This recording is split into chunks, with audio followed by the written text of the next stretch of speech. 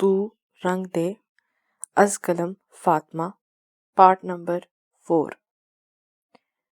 وہ dining hall میں آئی تو بازل اپنی کرسی پر بیٹھا تھا، جبکہ دادا جان دادی جان بھی ڈائننگ ہال میں داخل ہو رہے تھے۔ معصومہ نے سلام کرنے کے بعد پانی سے بھرا گلاس بازل کے جانب بڑھایا، مگر بازل نے اسے نظر انداز کرتے ہوئے گلاس تھام لیا۔ بازل کا سرد انداز معصومہ کو بے حد برا لگا تھا، مگر لب بھینجے خود کو کچھ بھی کہنے سے روک گئی۔ پھر اسی طرح کھانے کے دوران بھی بازل اپنے دھیان میں کھاتا رہا۔ ایک بار بھی اس نے معصومہ کو ایک نظر نہ دیکھا۔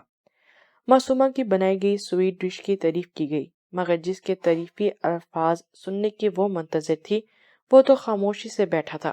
کس طرح ایک دن میں بدل گیا، اتنے سرد انداز پر معصومہ کا دل بے چین ہونے لگا۔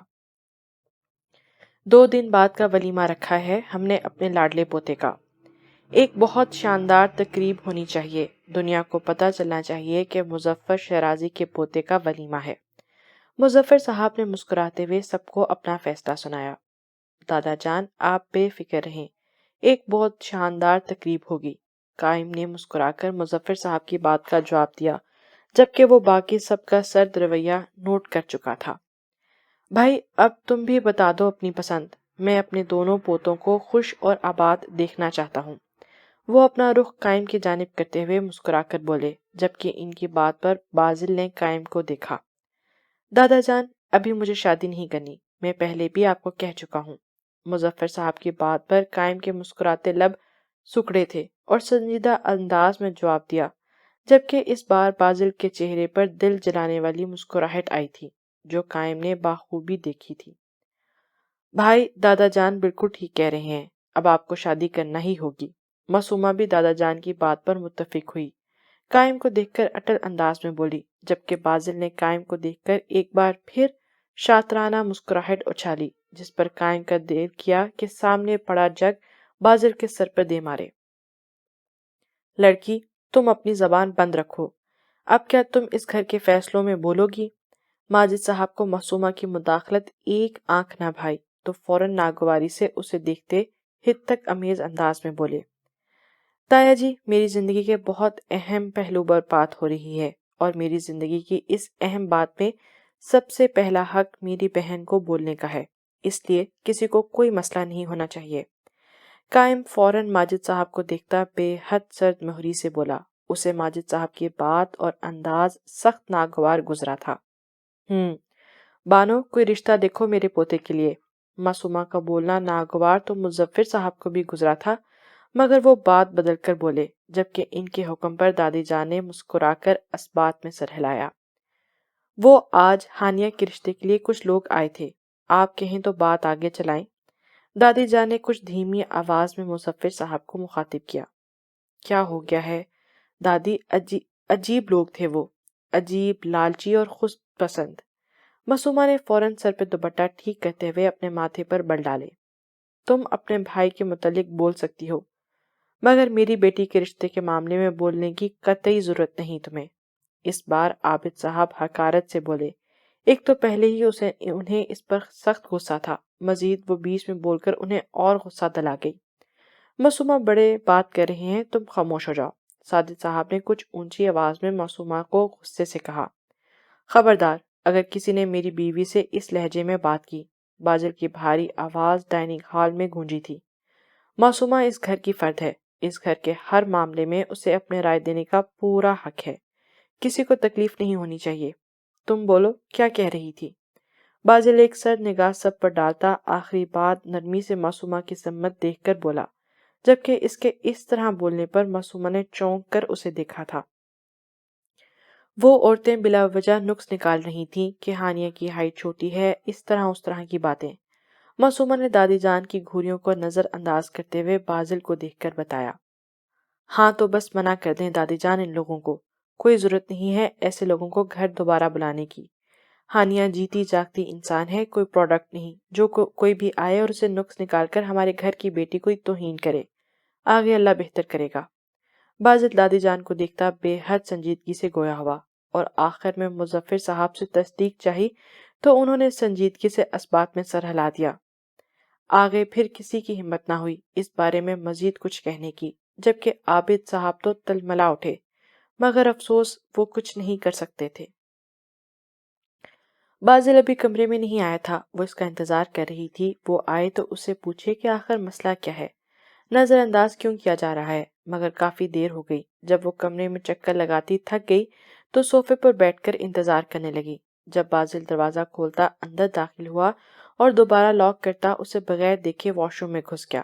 معصومہ تو اس کے اتنی جلدی بدل جانے پر اچھل گئی، دل میں عجیب وسوسے آ رہے تھے۔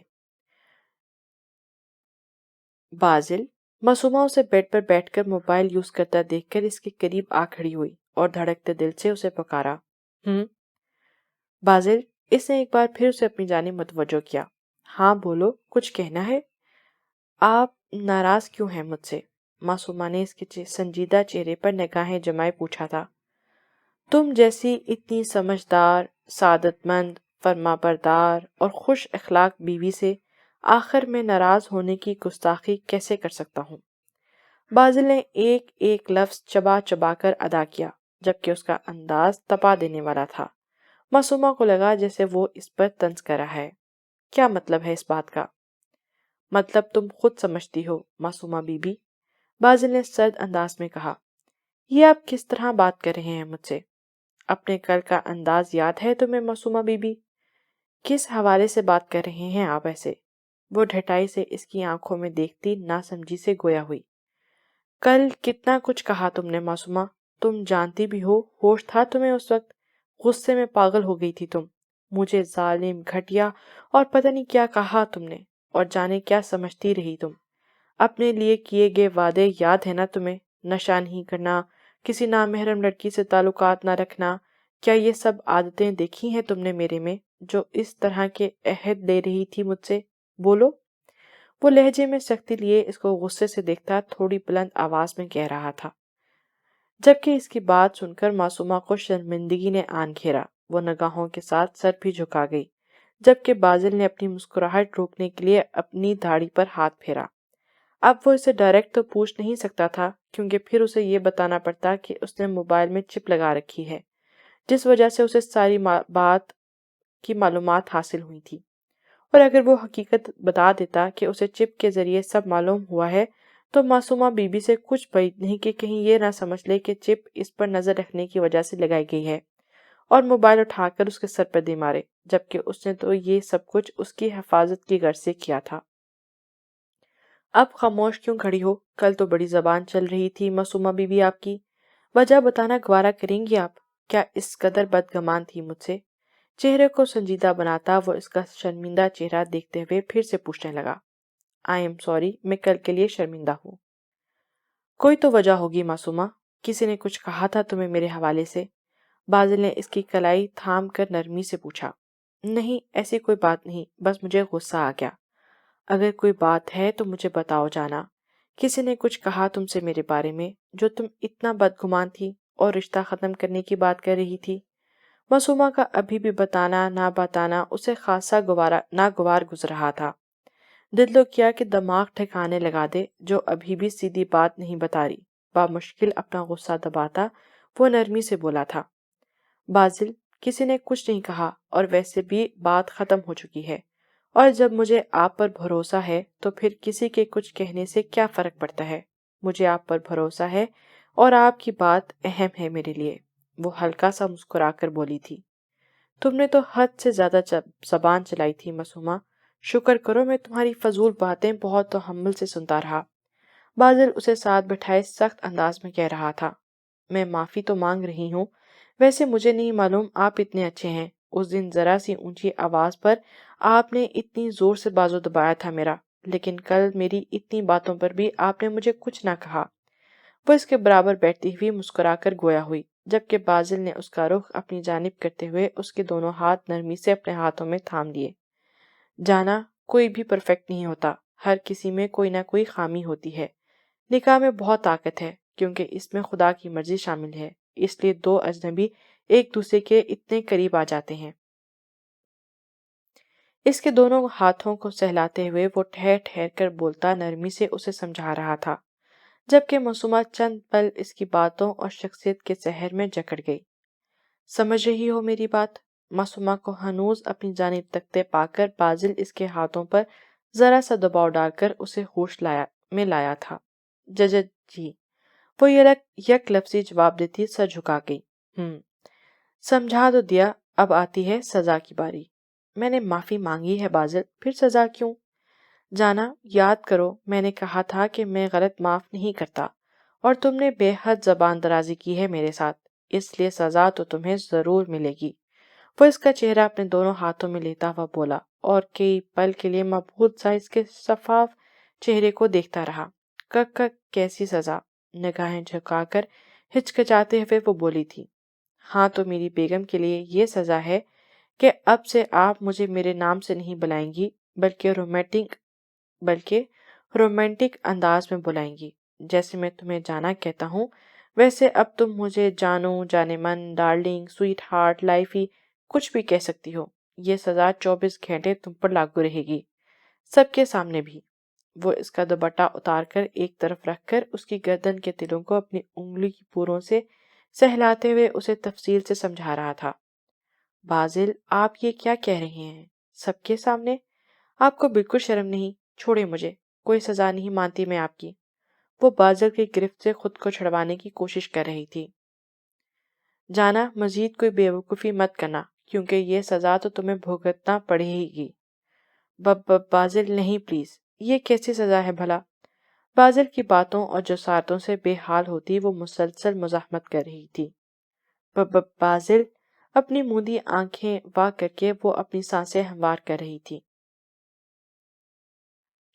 ابھی کہا نا، نام نہیں لینا۔ وہ اپنی ناک کو اس کی ناک سے مس کرتا اس کے لبوں سے پھر سے اپنے لبوں کو چھوتا تنبیہ انداز میں بولا۔ کب ختم ہوگی یہ سزا؟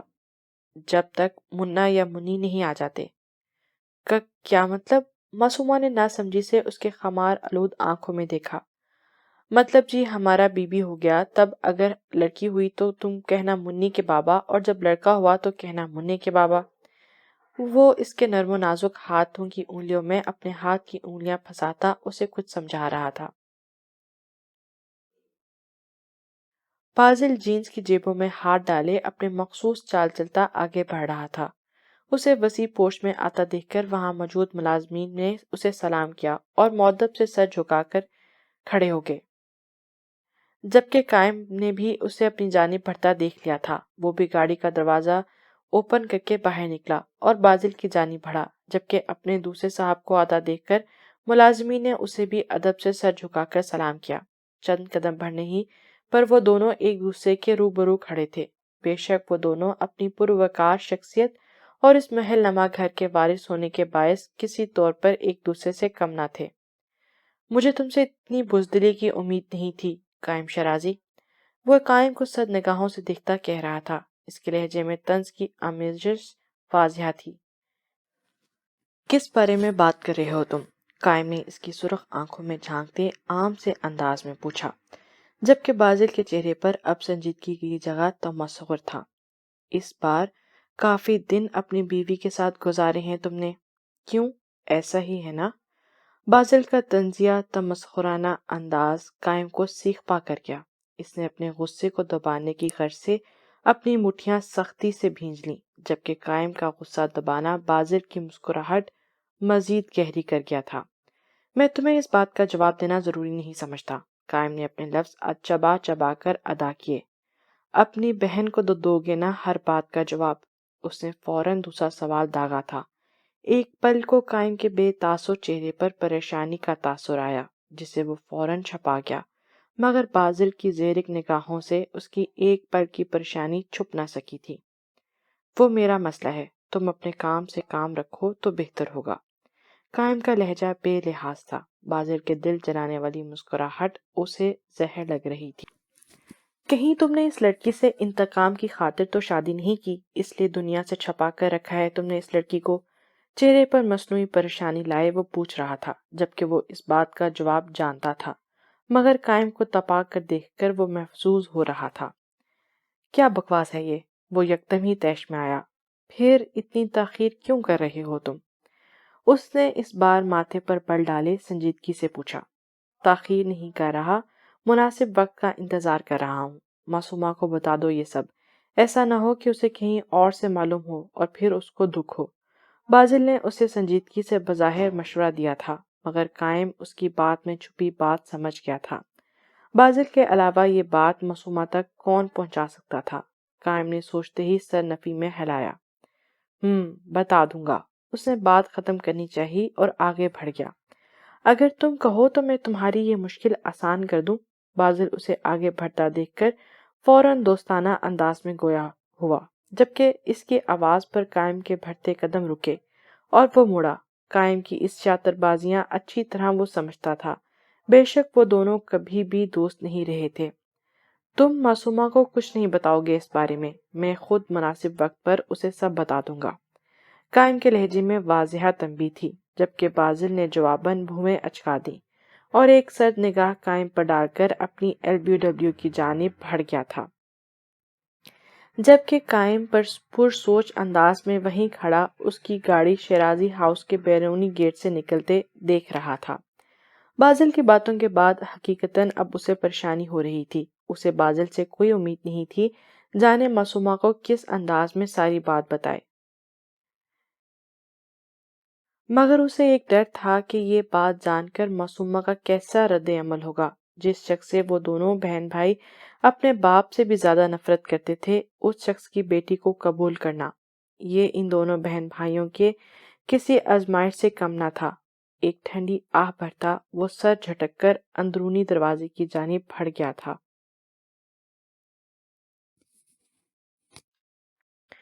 وہ یونیورسٹی سے آنے کے بعد اپنے کمرے میں آرام کر رہی تھی۔ آج وہ کافی تھک چکی تھی۔ گزری شب ولیمے کی تقریب نے اسے خاصا تھکا دیا تھا، اور پھر بازل کے جسارتیں۔ وہ بمشکل صبح تھوڑا سا سو پائی تھی۔ بازل نے تو اسے یونیورسٹی جانے سے منع کیا تھا، مگر وہ چھٹی نہیں کرنا چاہتی تھی۔ مگر جب وہ واپس آئی تو بازل گھر پہ نہیں تھا۔ وہ بھی آتے ہی سو گئی اور اب دروازے پر مسلسل دستک ہو رہی تھی۔ سلام چھوٹی بی بی، کھانا لے آؤں؟ نوری مودب سے دروازے کے باہر کھڑی بولی۔ نہیں، نیچے آ رہی ہوں میں۔ معصومہ نے گھڑی پر وقت دیکھا تو اس کی آنکھیں پھوری کھل گئیں۔ گھڑی کی سوئیاں رات کے 8:30 بجا رہی تھیں۔ سنو نوری، بازل، اوہ میرا مطلب ہے تمہارے مرشد صاحب کہاں ہیں؟ وہ اس وقت سے بازل کا نام لینے سے گریز کر رہی تھی جب بازل نے اسے سزا دی تھی۔ چونکہ بازل نے یہ سزا 24 گھنٹے اس پر لاگو کر دی تھی تو وہ ایک اماندار لڑکی کی طرح اس کی غیر موجودگی میں بھی اس کا نام لینے سے دریغ تھی۔ وہ جی صبح ہی چلے گئے تھے، نوری نے جواب دیا۔ کہاں؟ اس نے عام سے انداز میں پوچھا، جبکہ اس سوال پر نوری بکھلا گئی۔ چھوٹی بی بی جی، مالکوں سے پوچھنے کی ہم چھوٹے لوگ کیا حیثیت؟ وہ بتا کے تو نہیں جاتے۔ جی صاحب کی اپنی مرضی ہے۔ نوری نے سر جھکائے احترام سے بولنا شروع کیا تھا۔ ٹھیک ہے تم جاؤ۔ نوری کو جانے کا کہہ کر وہ بھی فریش ہو کر کمرے سے باہر نکلی۔ ڈائننگ ہال میں اکیلے بیٹھ کر کھانا کھاتے ہوئے بے ساختہ اسے بازل کا خیال آیا۔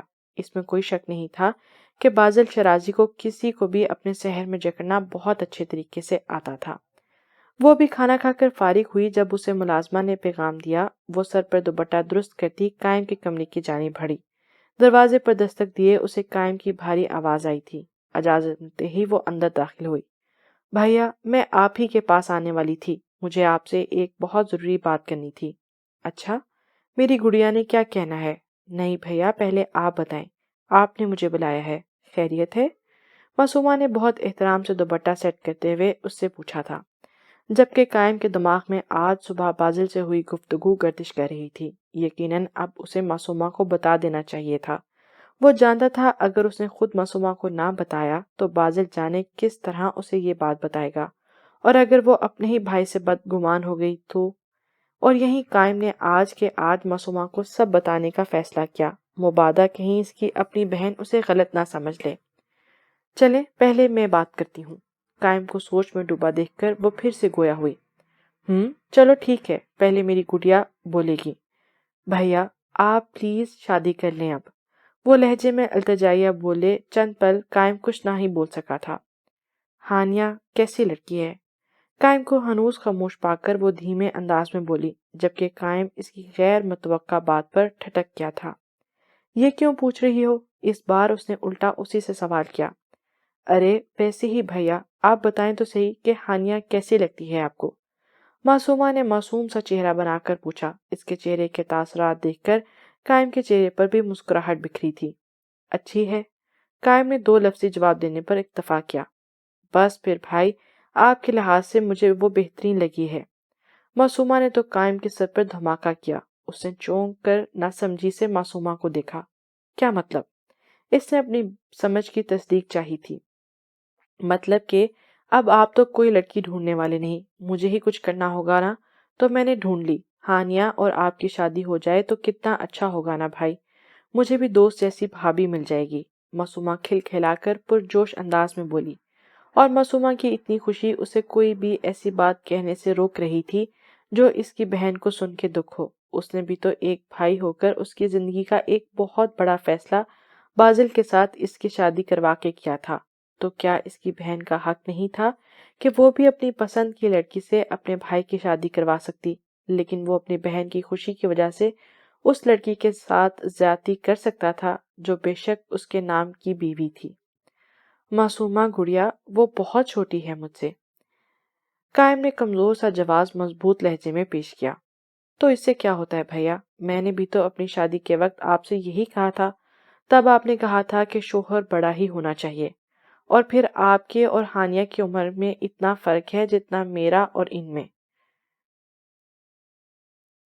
قائم کو اٹل انداز میں اس کی بات کا جواب دیتی آخر میں وہ دل ہی دل میں بازل کو سنانے لگی تھی۔ مگر بیٹا، میں نے اسے تمہاری طرح ہمیشہ سمجھا ہے، بہنوں کی طرح۔ پھر شادی؟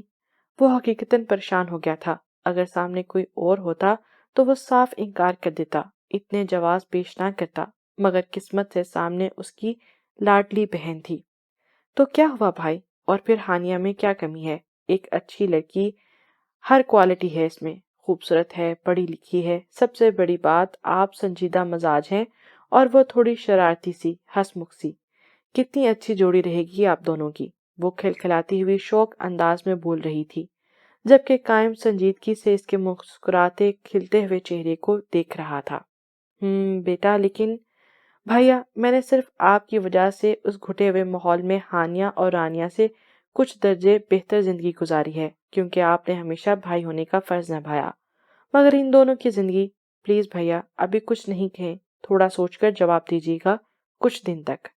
وہ قائم کی بات پوری ہونے سے پہلے اداسی سے کہہ رہی تھی، جبکہ قائم اس کی بات کا کوئی جواب نہ دے سکا۔ اچھا چلیں، آپ بتائیں کیا کہنا تھا آپ نے؟ وہ بات بدل کر اب سنجیدگی سے اس سے پوچھنے لگی، مگر اسے دل سے خوشی ہو رہی تھی کہ آج اس نے قائم سے ہانیہ کے بارے میں بات کر لی، یہ واقعی اس کی خواہش تھی۔ نہیں بس بیٹا، کچھ نہیں، تمہاری یونیورسٹی میں کے بارے میں پوچھنا تھا، کوئی مسئلہ تو نہیں میری گڑیا کو؟ معصومہ کے چہرے پر اتنی خوشی دیکھ کر اس نے فی الحال اسے کچھ بھی بتانے کا ارادہ ملتوی کر دیا تھا۔ جی بھائی، سب ٹھیک ہے۔ گڈ۔ پھر وہ دونوں ادھر ادھر کی باتیں کرتے رہے، اور کچھ دیر بعد معصومہ اٹھ کر اپنے کمرے میں چلی آئی۔ بہت سارے دن گزر گئے تھے مگر وہ گھر نہیں آیا، بس میسج کر کے حال حوال پوچھ لیتا یا کبھی کال کر کے پوچھ لیتا، اس لیے معصومہ اس سے خائف رہتی تھی، جبکہ وہ اپنی ناراضگی کا اظہار فقط اس کے میسج کا جواب یا کال پر ہوں ہاں کر کے دیتی۔ وہ خود بھی سمجھتا تھا کہ معصومہ اس سے ناراض ہے، مگر وہ کاموں میں اتنا الجھ جاتا کہ شیرازی ہاؤس جانے کا وقت ہی نہ نکال پاتا۔ جبکہ ان دونوں معصومہ کے ساتھ ایک حیران کن بات ہوئی تھی، یونیورسٹی میں اس کی کسی سے دوستی ہی نہیں تھی۔ ایک لڑکی سے بہت اچھی بات چیت ہوئی، مگر اگلے دن وہ لڑکی اس سے دور رہنے لگی۔ اسے خاصی حیرت ہوئی کہ آخر ایسا کیا ہو گیا، مگر پھر اس کی اپنی ایک کلاس میٹ سے جو دیکھنے میں اچھی صورت کے ساتھ بہت خاموش اور ڈری ڈری رہتی تھی، معصومہ اب اس کے ساتھ رہتی تھی۔ چند دنوں میں ہی وہ اس کی یونیورسٹی میں واحد دوست بن گئی۔ مگر وہ لڑکا جو اسے یونیورسٹی کے پہلے دن ملا تھا، ابھی بھی اکثر وہ اسے دکھائی دیتا رہتا، مگر اس کے بعد کبھی وہ اس کے راستے میں نہیں آیا۔ مگر جس وجہ سے چاہ کر بھی معصومہ اس کو نظر انداز نہیں کر پاتی تھی، وہ اس کے بھورے بال اور سرخ آنکھیں تھیں، جو دیکھ کر اسے بازل کا خیال آتا۔ نہ چاہتے ہوئے بھی وہ بازل اور اس لڑکے کا موازنہ کرنے لگی۔ اس کی آنکھیں بازل کی آنکھوں کی طرح بے حد سرخی مائل نہیں، مگر وحشت بالکل ویسی ہی تھی جو سامنے والے کو سہمنے پر مجبور کر دے۔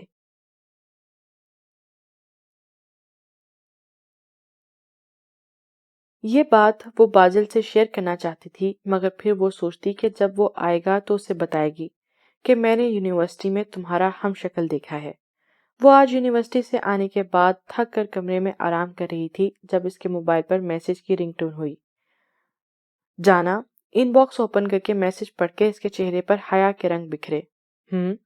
مگر اس سے اپنی ناراضگی بھی تو ظاہر کرنی تھی۔ اب یہ کیا تک بندی ہے اتنے دنوں سے گھر سے غائب رہنے کی؟ جانا بازل کے اگلے میسج پر اس نے ہم کو لمبا کر کے ٹائپ کیا اور سینڈ کر دیا۔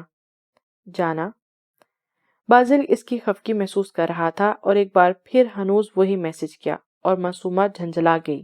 جی اسے معلوم تھا کہ اگر سیدھی طرح جواب نہ دیا تو بازل سے کچھ بعید نہیں بار بار یہی میسج کرتا رہے۔ ہاں کیسی ہو؟ معصومہ کی جھنجھلاہٹ وہ اس سے اتنی دور بیٹھا ہوا بھی محسوس کر سکتا تھا، جبکہ باقاعدہ وہ کہکا لگا کر ہنسا اور اب اس کا حال احوال دریافت کرنے لگا۔ ٹھیک، مجھے مس کر رہی ہو؟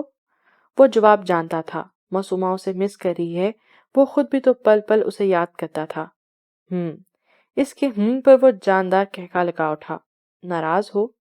آپ جیسے شریف، معزز، مہذب اور ہمدرد شوہر سے ناراض ہونے کی گستاخی میں کیسے کر سکتی ہوں؟ معصومہ کا میسج پڑھ کر وہ اس کا واضح طنز محسوس کر چکا تھا۔ وہ اسی کے الفاظ میں رد و بدل کر کے اسی کو بھیج رہی تھی۔ ہاں اس کا مطلب ناراض ہو۔ معصومہ کا جواب پڑھ کر ہال میں وہ بیٹھا کہکا لگایا۔ اگر اس وقت وہاں کوئی اور موجود ہوتا تو باس کو اس طرح کہکا لگاتا دیکھ کر غش کھا جاتا۔ کب آئیں گے آپ؟ جب تم کہو۔ بازل نے سخی ہونے کا مظاہرہ کیا تھا۔ آج آ جائیں۔ جانے کیسے اس سے یہ میسج ٹائپ ہو گیا اور سینڈ بھی ہو گیا۔ اب اسے اپنی بے قراری پر سکی کا احساس ہو رہا تھا۔ بے اختیار وہ ہاتھوں میں موبائل تھامے زبان داندوں تلے دبا گئی۔ دھڑکتے دل کے ساتھ بازل کے جواب کا انتظار کرنے لگی، مگر کافی دیر انتظار کے بعد اس کا کوئی جواب نہ آیا تو غصے میں موبائل وہی میز پر پٹک کر دوپٹہ سنبھالے کمرے سے باہر نکل پڑی۔ وہ زینے اتر رہی تھی جب لاؤنج سے اسے تایا جی کی دھاڑنے کی آوازیں سنائی دی، جسے سن کر اس کے بے داغ پیشانی پر شکن پڑے۔ وہ دوپٹہ سر پر درست کرتی مضبوط قدم اٹھاتی ہال میں داخل ہوئی تو وہاں تایا جی کسی بات پر تائی ماں کو باتیں سنا رہے تھے۔ ساجد صاحب، عابد صاحب صوفوں پر براجمان سارے معاملے سے بے نیاز چائے سے لطف اندوز ہو رہے تھے، جبکہ ساجد صاحب مسلسل شیری صاحبہ کو کسی بات پر سخت الفاظ سنا رہے تھے۔ شیری صاحبہ اپنی صفائی میں کچھ کہنے کے لیے لب کھولے ہی کہ ساجد صاحب نے زوردار تھپڑ انہیں رسید کیا۔ کیا ہو گیا ہے؟ یہ کوئی بھیڑ بکری نہیں، ایک جیتی جاگتی انسان ہے۔ آپ کو کوئی بھی حق نہیں کہ انہیں ہاتھ سے یا مار کر سمجھائیں۔ شیری صاحبہ کے آگے آ کر وہ ساجد صاحب کے مد مقابل کھڑی ہوئی تھی اور تھوڑی بلند آواز اور مضبوط انداز میں بولی۔ غصے کی وجہ سے اس کا چہرہ بے حد سرخ پڑ گیا، مگر وہ خود کو مضبوط کرتی کھڑی رہی، جبکہ اس کی جرأت دیکھ کر سب دنگ رہ گئے۔ بکواس بند کرو لڑکی اپنی، تم کون ہوتی ہو مجھے سکھانے والی؟ دفع ہو جاؤ یہاں سے۔ چلیں تائی ماں۔ وہ شیری صاحبہ کا ہاتھ تھام کر ایک نظر ساجد صاحب کو صد نگاہوں سے دیکھتی جانے لگی۔ خدا کی پناہ اس لڑکی سے، اس کی جرأت دن بدن بڑھتی جا رہی ہے۔ ایسے ماحول میں میری بیٹیوں پر بھی برا اثر پڑے گا۔ بس میں نے سوچ لیا ہے، میں ہانیہ کے لیے آج ہی مبشر کے رشتے کے لیے ہاں کر دوں گا۔ ابا جان سے بھی بات کر چکا ہوں میں۔ وہ ساجد صاحب کو ششدر چھوڑ کر شیریں صاحبہ کا ہاتھ مضبوطی سے تھامے آگے بڑھ رہی تھی کہ عابد صاحب کی بات سن کر اس کے قدم رک گئے۔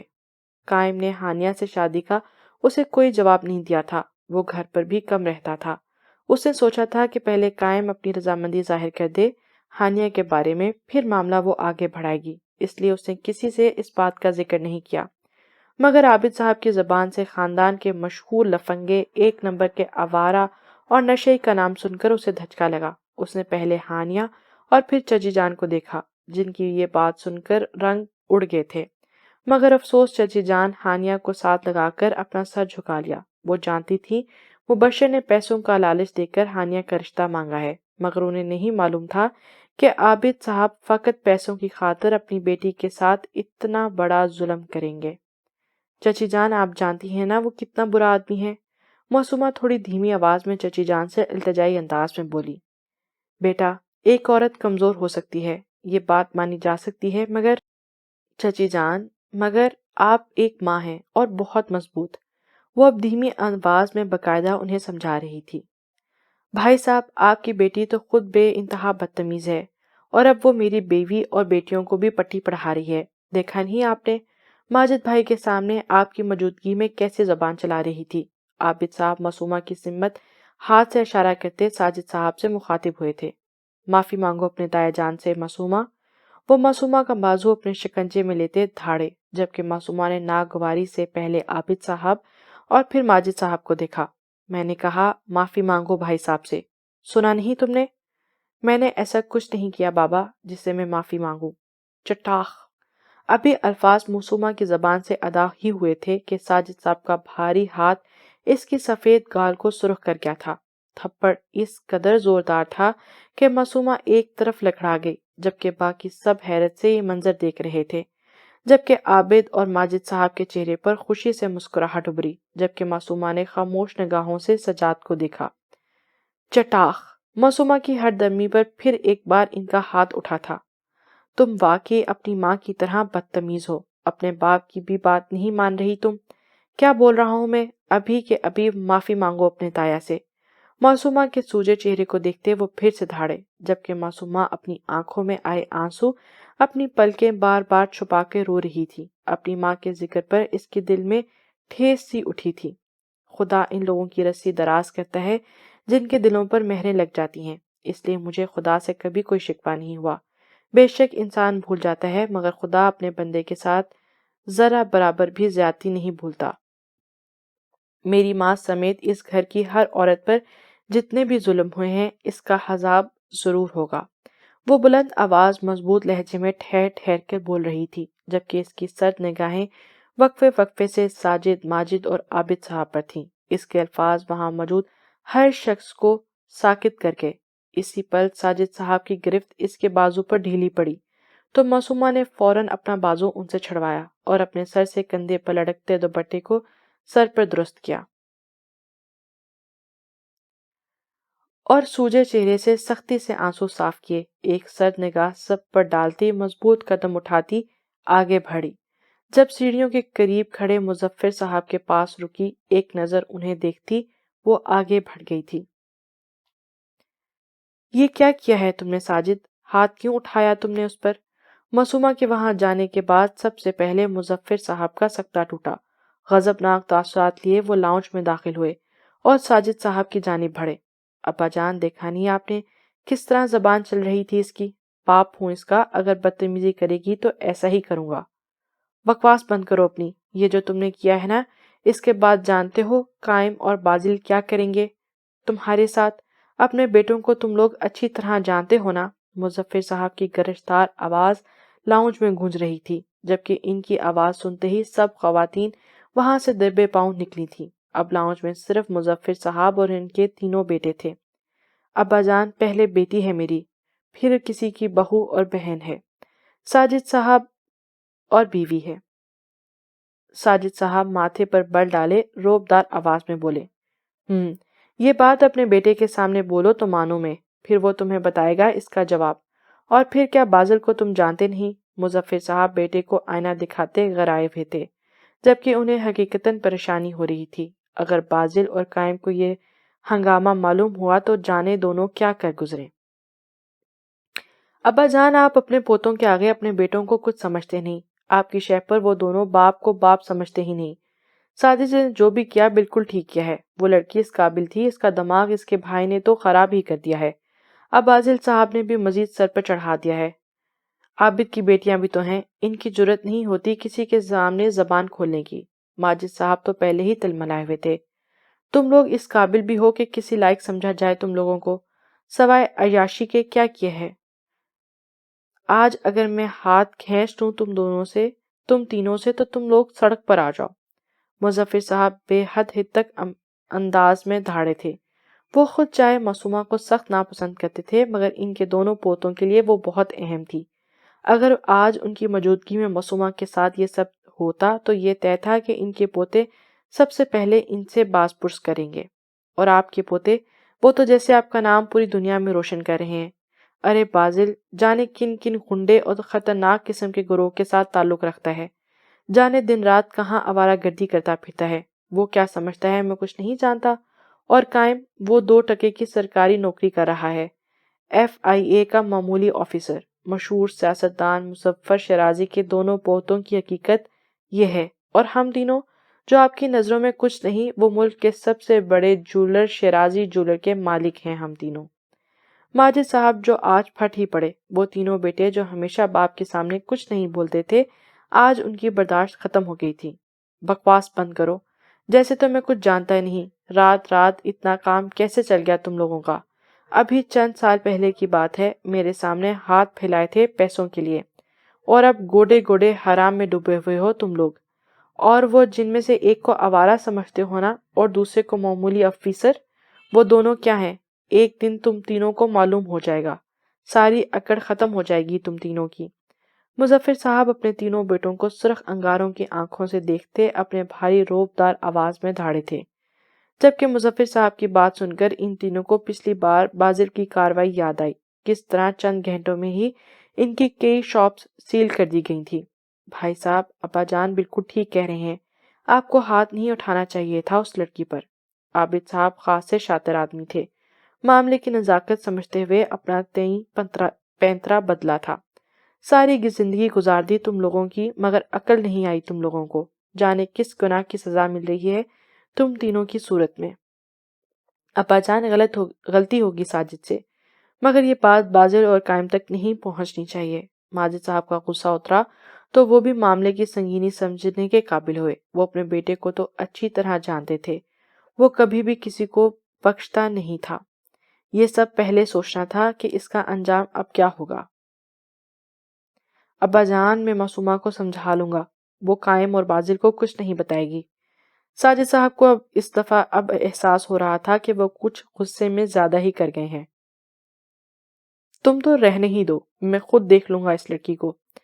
مظفر صاحب ایک خائف نگاہ اپنے تینوں بیٹوں کے پریشان چہرے پر ڈالتے وہاں سے چلے گئے۔ پچھلی بار اس نے ہمارا کروڑوں کا نقصان کروایا تھا، جانے اس بار وہ کیا کرے گا۔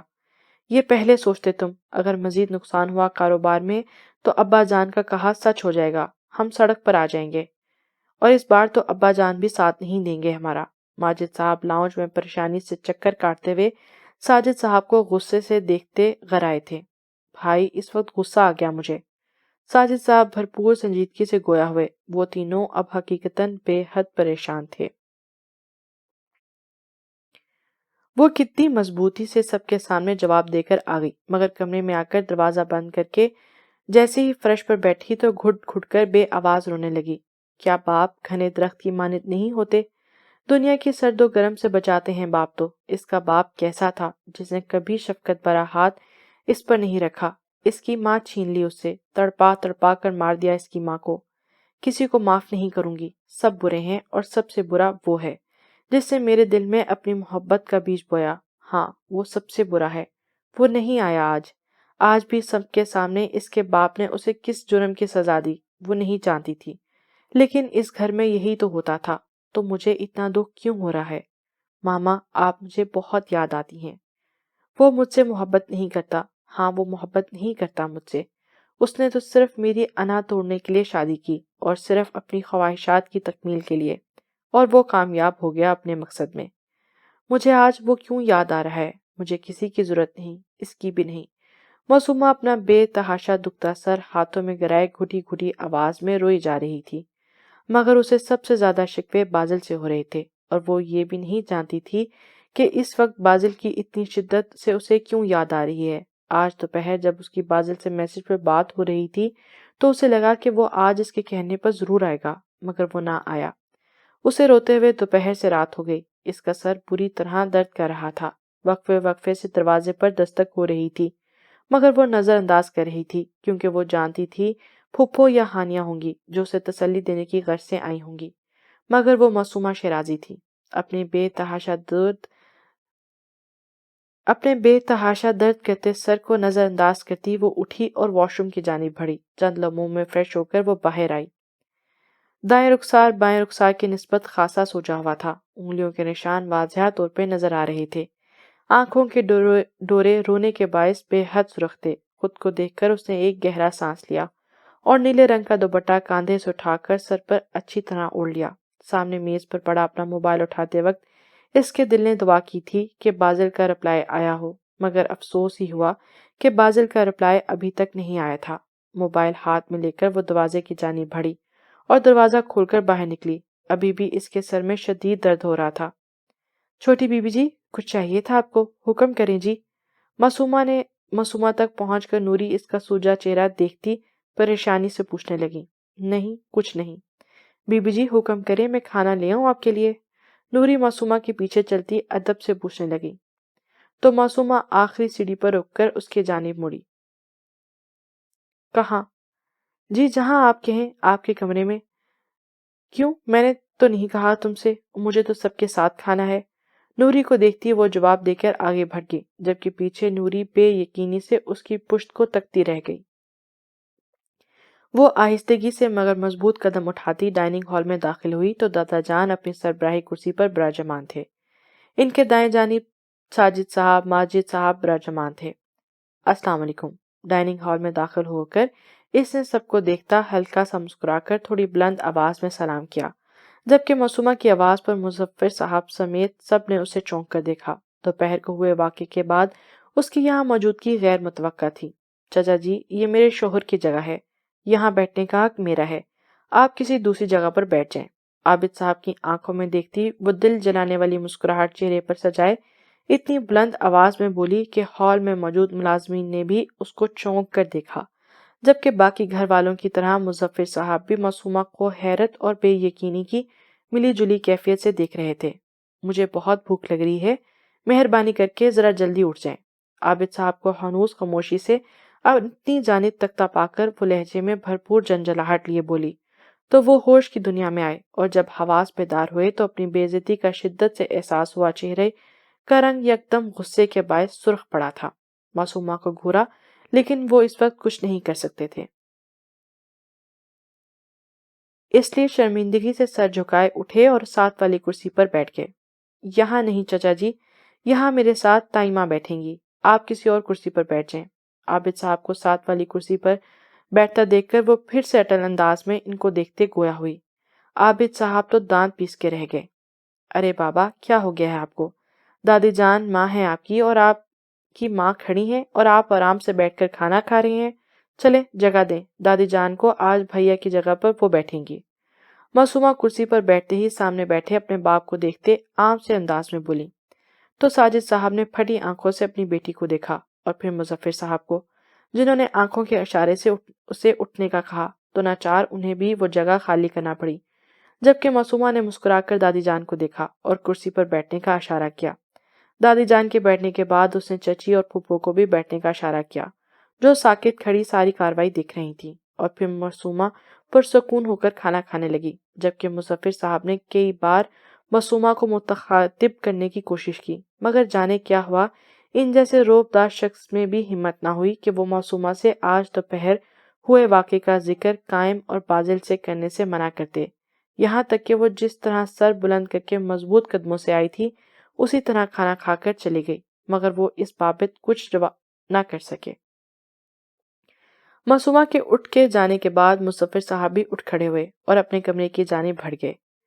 اماں، یہ سب ٹھیک نہیں ہوا، نوشین صاحبہ کی بھرائی ہوئی آواز نے ڈائننگ ہال کی خاموشی میں ارتعاش پیدا کیا۔ کیا ٹھیک نہیں ہوا؟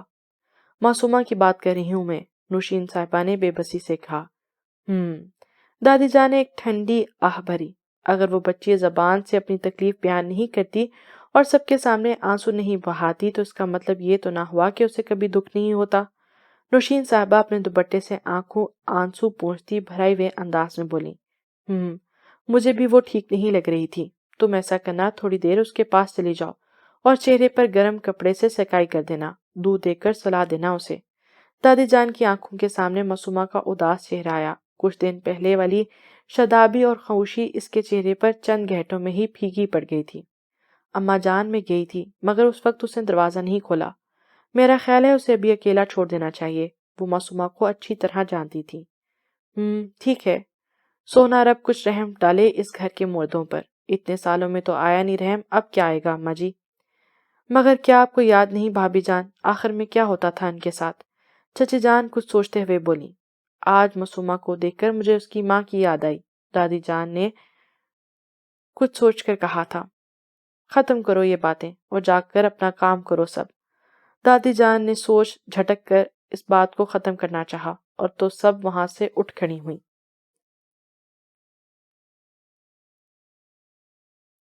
معصومہ کمرے میں آنے سے پہلے فرسٹ ایڈ باکس سے نیند کی گولی لے کر آئی تھی اور آتے ہی کھا کر لائٹ آف کر کے اپنے موبائل لے کر بیڈ پر لیٹ گئی اور ایک بار پھر ایک امید سے موبائل اٹھایا کہ شاید بازل کا کوئی رپلائی آیا ہو۔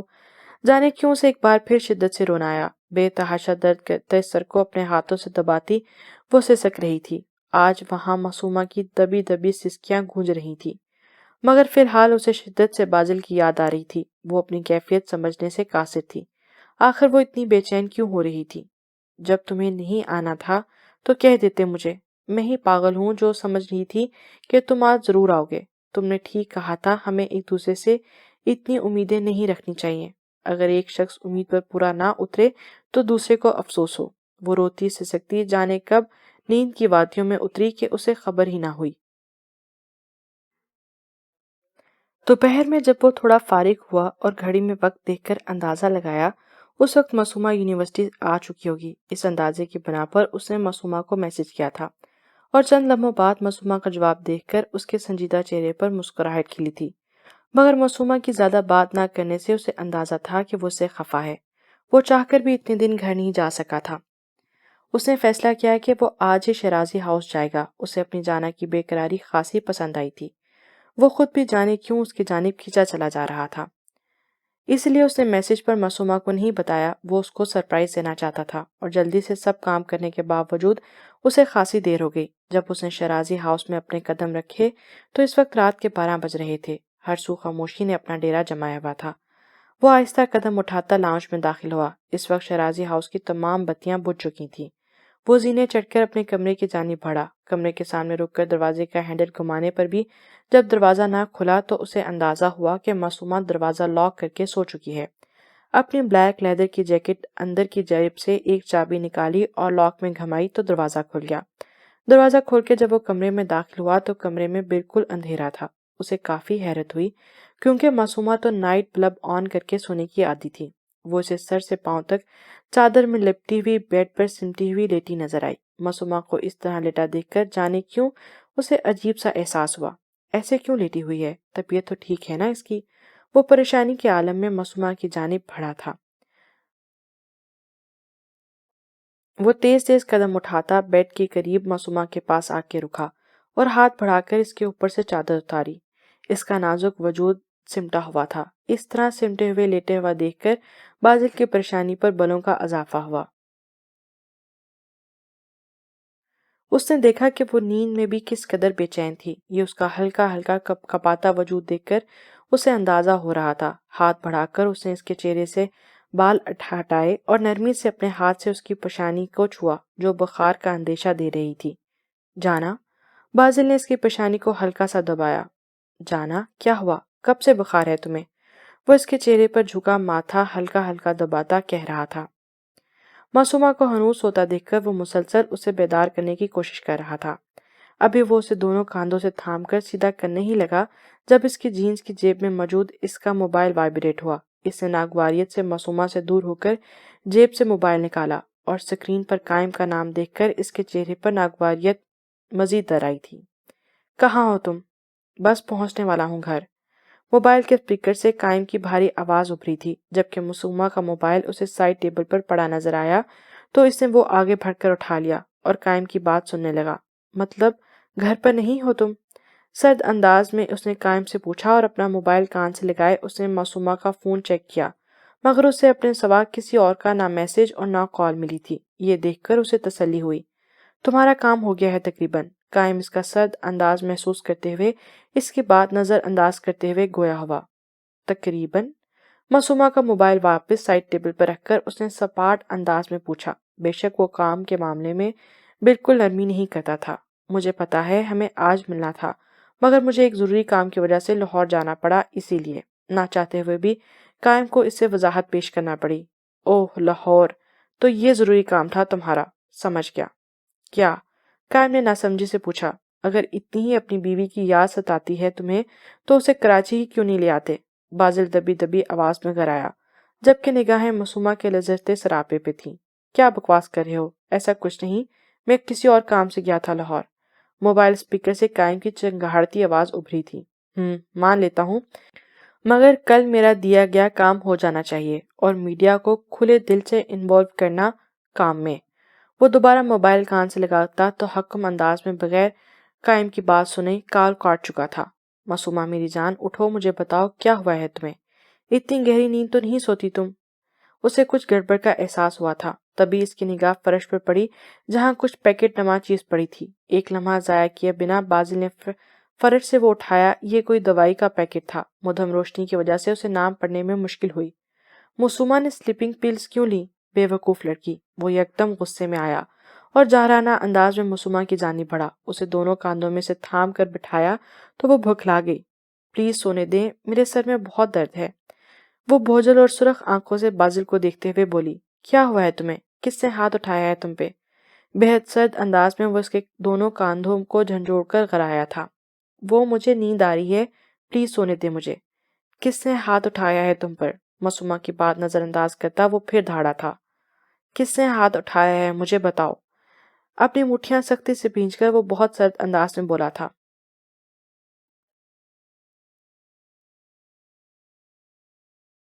پلیز بتاؤ کس نے مارا ہے تمہیں؟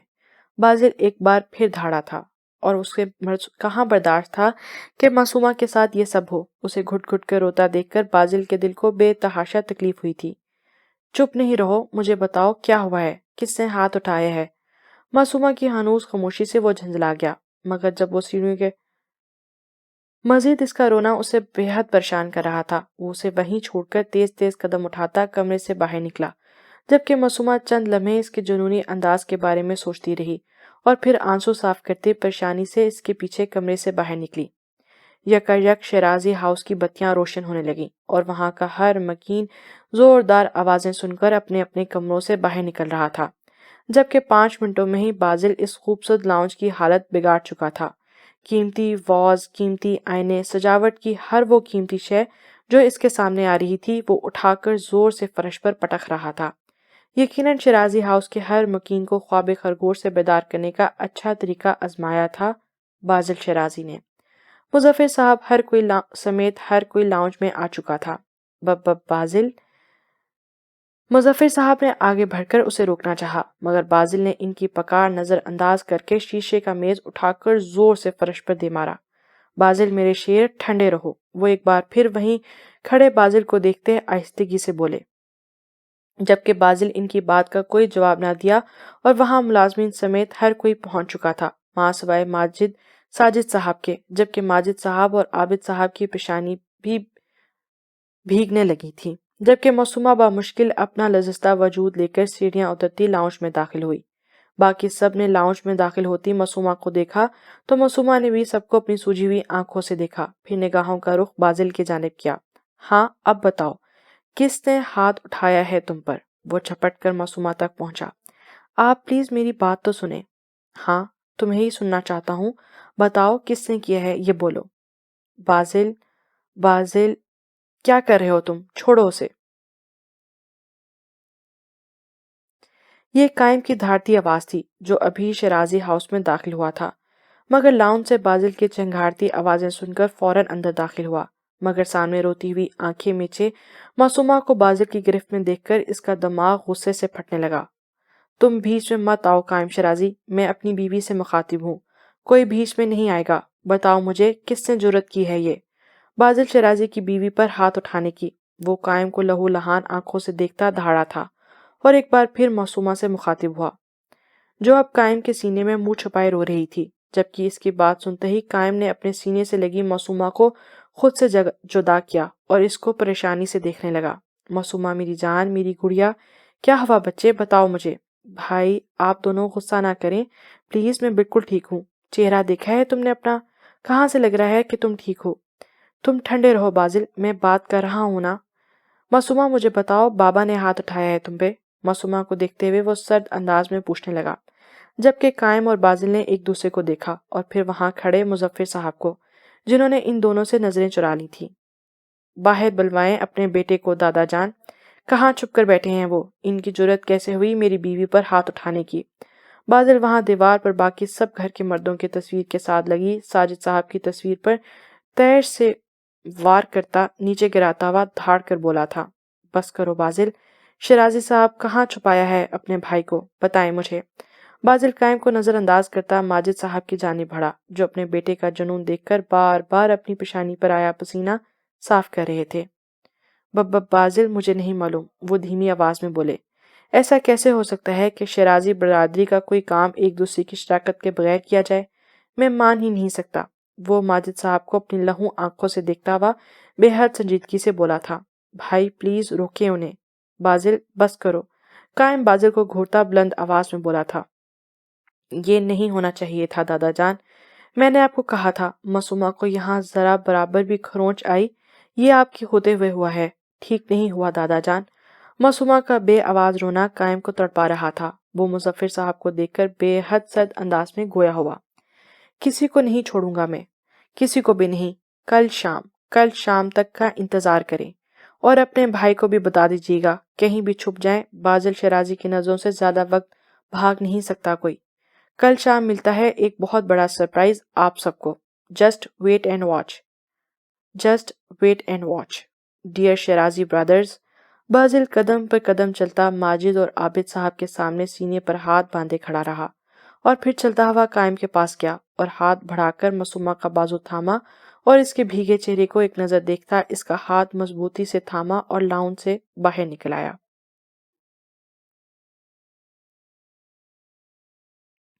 بازل معصومہ کا ہاتھ تھام کر سب مکینوں کو ہکا بکا چھوڑ کر لاؤن سے جا چکا تھا۔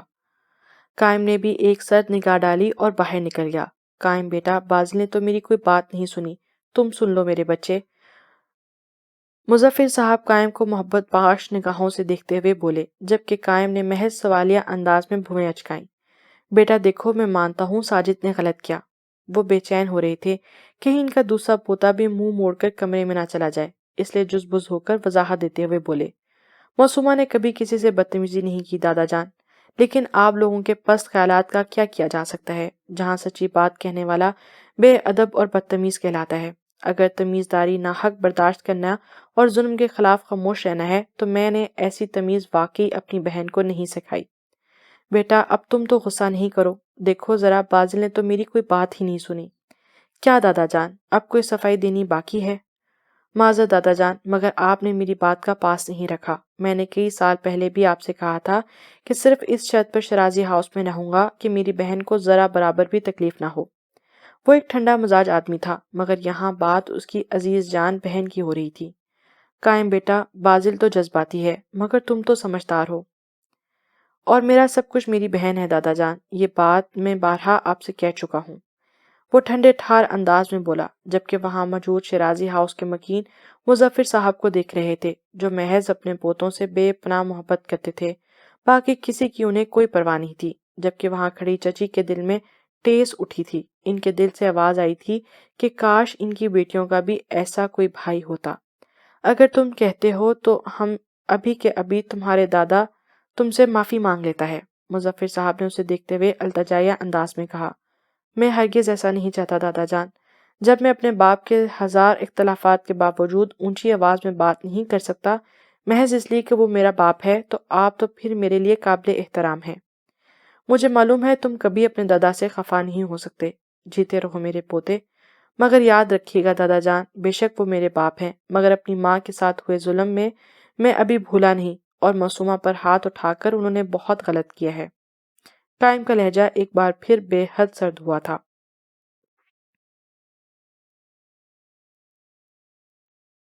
وہ معصومہ کو کمرے میں لے جا کر اسے بیڈ پر بٹھا چکا تھا اور نوری کو دودھ کا گلاس لانے کو کہا، اور اب مسلسل کمرے میں چکر کاٹ رہا تھا۔ کہاں درد ہو رہا ہے؟ بے حد سرد انداز میں پوچھا گیا۔ بازل کے ہاتھ میں مقید اس کا ہاتھ کپ کپ آیا اور اس نے لذرتی پلکوں کو اٹھا کر بازل کے سنجیدہ چہرے سے کو دیکھا۔ سر میں۔ اس کی سرد نگاہوں سے بے حال ہوتی وہ بمشکل بولی تھی، جب سر میں درد ہوتا ہے تو کون سی میڈیسن لی جاتی ہے؟ اب وہ اس کی کلائی اپنے دایاں ہاتھ اٹھا کر اس کے دائیں رخسار تک لے گیا۔ پین کلر، وہ بے بسی سے بولی۔ گڈ، تو جانا جب سر میں درد ہوتی ہے تو پین کلر لیتے ہیں، رائٹ؟ وہ اس کے بہتے آنسو اپنے ہاتھ کی پوروں سے نرمی سے صاف کرتا تصدیق چاہتا تھا۔ تو جانا، تم نے سلیپنگ پلز کیوں لی؟ وہ مزید اس کے چہرے کے قریب اپنا چہرہ لے جاتا ہوا سرد لہجے میں پوچھنے لگا۔ وہ مجھے نیند نہیں آ رہی تھی، آئندہ ایسا نہیں کروں گی، پلیز، سوری۔ تم سے اسی کی امید ہے مجھے۔ بازل نے اس کی گردن سے پکڑ کر اس کے چہرے کو تھوڑا بلند کیا۔ جانا، ریلیکس رہو، جو بھی ہوا ہے اسے دماغ پر سوار مت کرو، بالکل پرسکون رہو، اور ایک آنسو بھی تمہاری آنکھ سے نہ نکلے۔ ان کا یہ جنون کیا یہ صرف میرے لیے تھا؟ اگر میری جگہ کوئی اور لڑکی ان کی بیوی ہوتی تو اس کے لیے بھی یہی کرتے۔ یہ بات مجھے خود نہیں معلوم کہ یہ خاص جذبات تمہارے لیے تھے، یا پھر اگر کوئی بھی لڑکی میری بیوی ہوتی تو ایسے اس کے لیے بھی میں کرتا۔ ہاں، مگر اتنا جانتا ہوں، شوہر ہی اپنی بیوی کی عزت لوگوں سے کرواتا ہے، اور یہ تب ممکن ہے جب وہ خود اپنی بیوی کو عزت اور تحفظ دے۔ تم میری بیوی ہو، میری ذمہ داری اور مجھے اپنی بیوی کے ساتھ ہر سلوک کا خدا کے آگے جواب دینا ہے۔ معصومہ نہیں جانتی تھی کہ اس نے یہ بات دل میں سوچی یا بلند آواز میں بولی، جو کہ بازل نے سن لی، اور اب محبت سے اس کا سر دباتا ہوا ٹھہر ٹھہر کر اسے سمجھا رہا تھا۔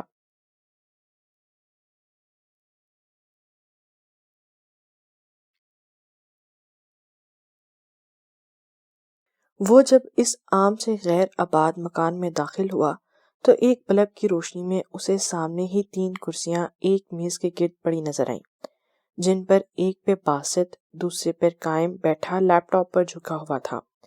بازل تیز تیز قدم چلتا ان تک آیا اور خالی کرسی پر براجمان ہو گیا۔ باسط، یہ سب تم نے کرنا ہے اور تمہارا بالکل دھیان ہی نہیں ہے۔ غور سے سنو میری بات، غلطی کی گنجائش قطعی نہیں، اس لیے اپنا دماغ یہاں رکھو۔ باسط، کل شام 7 بجے تمہیں شیرازی ہاؤس میں یہ سب کام نپٹا کر پہنچنا ہے، باقی تمہیں سب معلوم ہے کہ تمہیں کیا کرنا ہے۔ بازل اب کرسی کے پشت سے ٹیک لگا کر بیٹھ گیا اور جیب سے سگریٹ نکال کر سلگا کر لبوں سے لگا لی، اور سرد انداز میں باسط کو دیکھتا بولا، جبکہ بازل کی بات پر باسط کی سماعتوں تک پہنچی تو اب اس کی ساری نیند اتر چکی تھی، اور وہ اپنی آنکھیں پھاڑے کبھی بازل کو اور کبھی قائم کو دیکھنے لگا تھا۔ مگر یہ سب تو ہمیں مشن کے بعد کرنا تھا، تو پھر اتنی جلدی کیوں؟ وہ خاصا جھنجھلائے ہوئے انداز میں بازل سے بولا، جو ایک ہاتھ میں سگریٹ تھامے کش لے رہا تھا، جبکہ نگاہیں سیل فون پر جمائے ہوئے۔ پھر باسط نے بے بسی سے قائم کو دیکھا تو قائم نے بازل کی جانب اشارہ کر کے اپنے کندھے اچکا دیے، جبکہ باسط نے پھر بازل کو بے بسی سے دیکھا تھا۔ میں باقی سارے کام کر لوں گا، لیکن شیرازی ہاؤس نہیں جا سکتا، اور ویسے بھی یہ کام تو آپ نے کرنا تھا، یہی طے ہوا تھا۔ باسط اس بار اپنی بات پر پورا زور دیتے ہوئے خاصی بلند آواز میں بولا۔ آخری بات اس نے قائم کو دیکھ کر بولی تھی۔ باسط، یہ کام تم ہی کرو گے، اب بھی کوئی مسئلہ ہے تمہیں تو بتا دو، میں تمہارے سارے مسئلے ابھی حل کر دیتا ہوں۔ باسط کی جھنجھلاہٹ دیکھ کر اس بار بازل اسے غصے سے گھورتے ہوئے سرد مہری سے گویا ہوا۔ کوئی مسئلہ نہیں ہے، ہو جائے گا کام۔ باسط اس بار بے حد سنجیدگی سے بولا تھا۔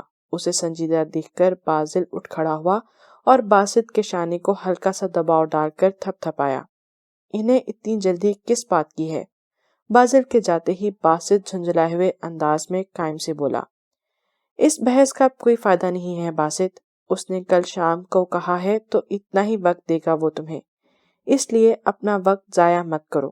قائم اسے ہاتھ میں بندھی گھڑی کی جانب اشارہ کرتے ہوئے بولا۔ آپ کہاں جا رہے ہیں اب؟ قائم کو میز پر پڑے چند کاغذ سمیٹتا دیکھ کر باسط نے پوچھا تھا۔ صبح کی فلائٹ ہے میری لاہور کی، اس سے پہلے مجھے گھر بھی جانا ہے۔ قائم اب اپنا موبائل نکال کر چیک کرتے ہوئے بولا، کیوں، خیریت؟ اس کے باپ نے کہا ہے میں صبح لے جاؤں اسے۔ موبائل پر نگاہیں جمائے وہ بے تاثر انداز میں بولا، تو آپ شیرازی ہاؤس لے کر جائیں گے انہیں؟ ہاں، ظاہر ہے، قائم نے سرسری سے انداز میں جواب دیا۔ کوئی ملاقات ہوئی ہے ابھی تک ان سے یا شرافت لیے پھر رہے ہیں؟ باسط بظاہر سنجیدگی سے پوچھ رہا تھا، مگر اس کی آنکھوں میں شرارت واضح تھی۔ قائم نے اس کی بات کا کوئی جواب نہ دیا اور ہنوز موبائل پر نگاہیں جمائے رہا۔ یار بتائیں تو۔ نہیں ہوئی ملاقات، محض اس کے باپ سے ملتا ہوں جب جاتا ہوں، قائم نے ہنوز سنجیدگی سے کہا تھا۔ اسے معلوم تھا کہ جب تک باسط کی بات کا جواب نہیں دے گا وہ پیچھا نہیں چھوڑے گا۔ عجیب ہے یار، آپ اپنی بیوی سے ہی نہیں ملتے۔ اب بندہ اتنا بھی شریف نہ ہو، اگر وہ آپ کی پسند پر پوری نہ اتری تو ان 2 ماہ میں کم از کم آپ کو ان سے رابطہ تو رکھنا چاہیے تھا، بے شک کال پہ ہی رکھ لیتے۔ باسط قائم کی بات پر اپنا ماتھا پیٹتا اسے گھورتا ہوا بول رہا تھا۔ تم ان باتوں پر دھیان نہ دو اور اپنے کام پہ لگو، وقت بہت کم ہے تمہارے پاس۔ قائم اس بات نظر انداز کرتا ہوا مصنوعی غصے سے اسے گھورتا ہوا بولا، اب چلیں، اب لاہور جا رہے ہیں تو جی بھر کر مل لیجیے گا اپنی بیگم سے۔ باسط قائم کو آنکھ مارتا کہکا لگا کر بولا، جبکہ قائم اس کی بات پر غصے سے اس کا نام لیتے ہوئے دہاڑا تھا۔ باسط، ارے کچھ انہی سے سیکھ لیں، اپنی بیوی سے یہ کال پہ رومانس کرتے ہیں، اف۔ باسط کے بعد کا اشارہ بازل کی جانب تھا، جبکہ یہاں قائم سے اور برداشت نہ ہوا اور اٹھ کر ایک مکہ باسط کی کمر پر رسید کیا، اپنی چیزیں لے کر چلا گیا، جبکہ اس کے جاتے باسط کے مسکراتے لب سکڑ گئے تھے اور چہرے پر بے حد سنجیدگی چھا گئی تھی۔ آنکھیں بے تحاشا سرخ ہو رہی تھیں۔ لیپ ٹاپ پر نگاہیں جمائے وہ چند لمحے پہلا والا باسط بالکل نہیں لگ رہا تھا، بلکہ اب تو اس کے چہرے پر چٹانوں جیسی سختی آ گئی تھی۔ وہ صبح کافی دیر سے بیدار ہوئی۔ آنکھیں کھولتے ہی اپنے بالکل ساتھ لیٹے ہوئے بازل کو سوتا دیکھ کر اس کے لب اپنے آپ مسکرائے۔ مسکراتی آنکھوں سے اسے دیکھتے ہوئے اس نے اپنی کمر سے بازل کا ہاتھ اٹھا کر اپنے نازک ہاتھوں میں تھام لیا۔ براؤن بنیان میں اس کا کسرتی وجود نمایاں ہو رہا تھا، ماتھے پر بھورے بال بے ترتیب بکھرے ہوئے تھے، جبکہ ہر وقت سپاٹ رہنے والے چہرے پر کس قدر نرمی تھی، وہ یک ٹک اسے دیکھ رہی تھی۔ شادی کے 2 ماہ میں بھی بازل کو سوتے دیکھنے کا اتفاق اسے بہت کم نصیب ہوا تھا۔ بے اختیار معصومہ اپنا ہاتھ بڑھا کر اس کی داڑھی پر بے حد نرمی سے پھیرنے لگی، اور اپنی اس حرکت پر وہ خود بھی حیران تھی، مگر اسے بازل کی یہ عادت بہت پسند تھی۔ اس نے اکثر بازل کو ایسے ہی اپنی داڑھی پر ہاتھ پھیرتے دیکھا تھا۔ اس وقت وہ بہت حسین لگتا تھا، نہیں تو وہ ہر وقت ہی حسین لگتا تھا۔ یہ معصومہ کے دل سے آواز آئی تھی اور اس کی دھڑکنیں بے ترتیب ہوئی تھیں۔ بے اختیار اس نے اپنا ہاتھ بازل کے چہرے سے ہٹا کر اپنی تیز دھڑکتے دل پہ رکھا۔ کل رات اس نے بازل کا ایک نیا روپ دیکھا تھا۔ کل رات ہوئے واقعے کو سوچتے ہوئے اس کی آنکھیں نم ہو گئی۔ میرے خدا، میں تیرا جتنا شکر ادا کروں اتنا ہی کم ہے، تو نے میرے نصیب میں اتنا بہترین ہمسفر لکھا۔ وہ دل میں اپنے خدا سے مخاطب تھی۔ پھر بے اختیار جھک کر بازل کی داڑھی پر محبت کی مہر ثبت کی، اور پھر سرخ چہرے کے ساتھ اٹھ کر آہستہ سے بیڈ سے اترنے لگی، جبکہ بازل نے اسے بازو سے کھینچ کر اپنے ساتھ لٹایا اور خود اس کے اوپر جھک گیا۔ تم نے تو میری صبح حسین بنا دی جانا۔ وہ معصومہ کی گردن کے دونوں تلوں پر اپنے لب رکھتا بھوجل آواز میں گویا ہوا تھا۔ تم واقعی حیران کر دیتی ہو معصومہ، ویسے اتنا پیار کیوں آ رہا تھا تمہیں مجھ پر؟ کوئی خاص بات؟ معصومہ کے بالوں کی مہک اپنے سانسوں میں اتارتے ہوئے وہ 2 معنی سے گویا ہوا تھا۔ اچھا بتاؤ میری جانا کی طبیعت کیسی ہے؟ اب وہ اس کے ساتھ لیٹ کر لہجے میں بے حد نرمی لیے پوچھ رہا تھا۔ جت ٹھیک، وہ بامشکل ہی بول پائی تھی۔ اس کے ساتھ لیٹے ہوئے بازل نے سرگوشی کی صورت میں اسے پکارا۔ جی، ایک بات پوچھوں؟ اجازت مانگ رہے ہیں؟ معصومہ کی نگاہیں ہنوز دیوار کی جانب تھیں۔ یہ کمال بھی معصومہ شیرازی کا ہے جو بازل شیرازی بات کرنے کی اجازت مانگ رہا ہے۔ جی پوچھے، وہ بھی جواباً آہستگی سے بولی، لہجے میں احترام کی آمیزش تھی۔ شادی سے پہلے تم مجھے زیر کرنا چاہتی تھی، چیلنج کیا تھا تم نے مجھے۔ میرے ساتھ شادی کو تو غلامی کی زندگی سمجھتی تھی تم، جانے کیا کیا بدگمانیاں تھیں تمہارے دل میں میرے لیے۔ شادی کی پہلی رات بھی بھرپور مقابلہ بازی کی تم نے میرے ساتھ، پھر اب خود اتنا کیوں بدل گئی؟ وہ دلچسپی سے معصومہ کے چہرے کو تکتے ہوئے بے تاثر انداز میں پوچھ رہا تھا۔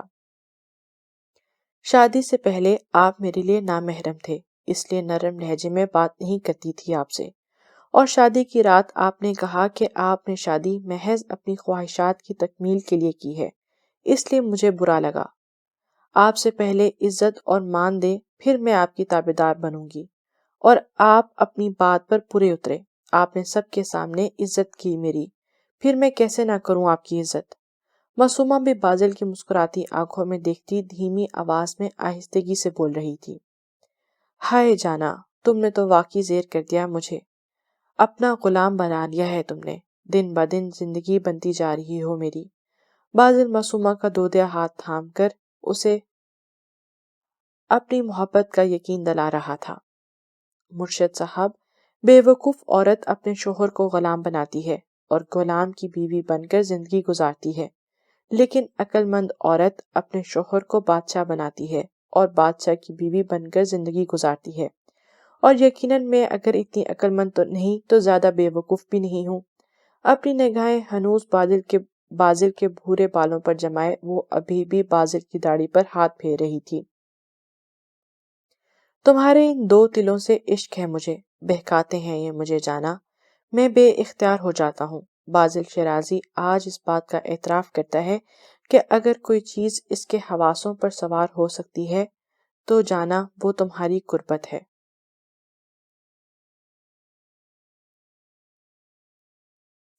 وہ اجازت ملنے پر قائم کے کمرے میں داخل ہوئی تھی۔ قائم ڈریسنگ ٹیبل کے سامنے کھڑا کہیں جانے کے لیے بالکل تیار تھا۔ سیاہ پینٹ پر سفید رنگ کی شرٹ پہنے، لمبی چوڑی جسامت، صاف رنگت۔ معصومہ نے اسے دیکھتے ہوئے مسکرا کر سلام کیا۔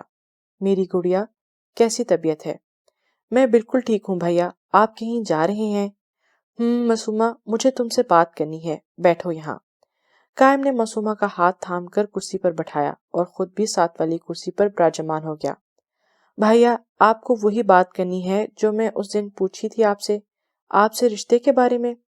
معصومہ خود بھی تو ہانیہ اور قائم کے رشتے کے متعلق بات کرنے آئی تھی، اسے لگا تھا کہ قائم بھی وہی بات کرنے والا ہے۔ معصومہ، تمہیں امی کے بھائی یاد ہیں، یامین احمد؟ قائم نے معصومہ کی بات نظر انداز کرتے ہوئے تمہید باندھی تھی۔ اسے سمجھ نہیں آ رہا تھا کہ وہ کیسے معصومہ کو ساری بات بتائے۔ جی بھائی، مگر ان کا ذکر یہاں کیوں؟ مطلب وہ تو ماما کی زندگی میں ہی ہم سے تعلق ختم کر چکے تھے نا؟ معصومہ قائم کو نہ سمجھی سے دیکھتے ہوئے پوچھنے لگی تھی۔ مگر ایک تعلق ایسا ہے جو ابھی ختم نہیں ہوا، اور وہ ختم کرنا بھی نہیں چاہتے۔ قائم نے معصومہ کو دیکھے بغیر سپاٹ انداز میں جواب دیا۔ کون سا تعلق بھائی؟ ہمیں نہیں رکھنا ان سے تعلق، اور کیا آپ بھول گئے بابا ماما کے گناہ گار ہیں تو اتنے ہی قصوروار ماما کے بھائی بھی ہیں۔ اپنی ماما کے ذکر پر معصومہ کے چہرے پر اذیت در آئی۔ بہت کوشش کے باوجود اس کی آواز بھیگی ہوئی تھی۔ قائم نے بھی صد آہ بھری تھی۔ معصومہ، بھائیا، بابا نے تو ماما کو مار ہی دیا، مگر ماموں نے بھی کوئی کم تکلیف نہ دی۔ بیٹی جب اپنے میکے جاتی ہے نا بھیا تو بڑی آس اور امید لے کر جاتی ہے۔ ماما بھی تو بابا کے ظلم سے تنگ آ کر اپنے بھائی کے در پر گئی تھی، مگر انہوں نے اپنی سگی بہن کو اس قدر سختی سے دھتکارا اور اسی جہنم میں تڑپنے دیا۔ کیا کوئی بھائی اتنا سنگ دل ہو سکتا ہے؟ وہ بھیگی آواز میں بولی اور آنکھوں سے بہتے آنسو سختی سے چہرے سے صاف کیے تھے۔